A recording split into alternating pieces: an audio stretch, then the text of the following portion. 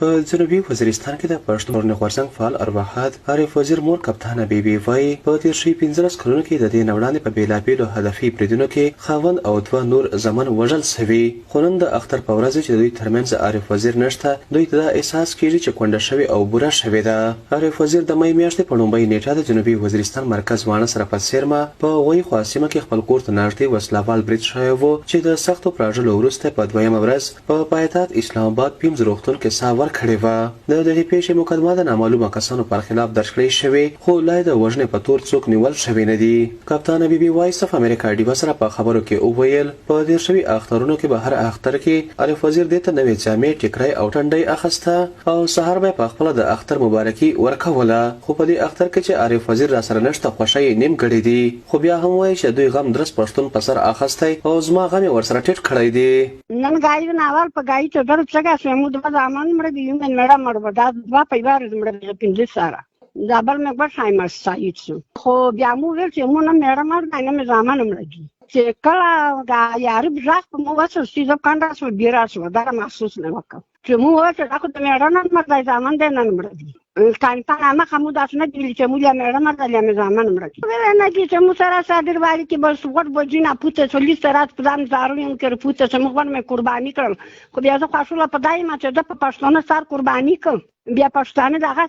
قرباني مو سره وکړه بیا د پرېدو چې روغه اواله مو ته دای روغه لرم به دای نه و چې دا اختر د مبارک څخه پښتنه وکړه چې نه ساتو چې خپل درما او خپل ټنډه با خلای ټکرای به دا مو ته یو رو ور بیا مبارکي وکړه.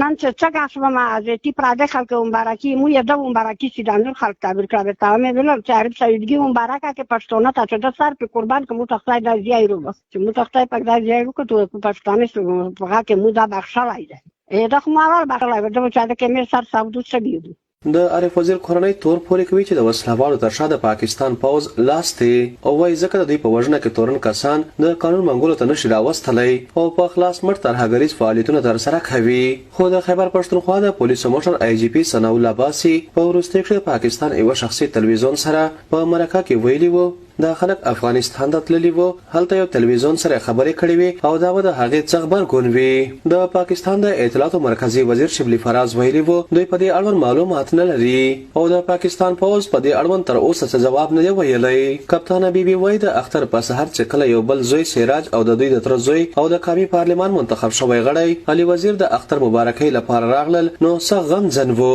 هغه وایي دوی ورته وویل چې عزامات جوړ کړئ، نوې جامې واغوندئ او اختر ورځ ده او دښمن به خوشحاله سي چې د دوی کورنۍ غمجنه ده. هغه وایي تر دې وروسته بیا ټوله کورنۍ د عارف لپاره قبرستان ته لاړه او هلته په قبرستان کې عارف وزیر ته د اختر مرخصتي ورکړه. ګاډي نور عرب ګابر ته گاو مې وتا وکړي مبارکي مې ورکړه،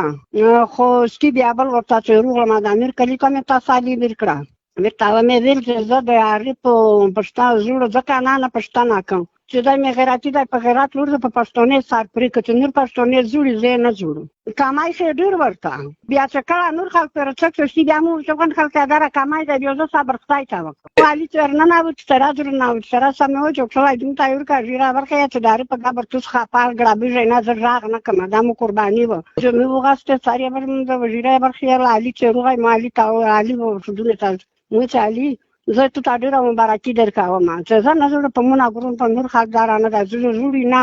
خدا دا چې د توم لا په پرشواتونه تاکیا وخاته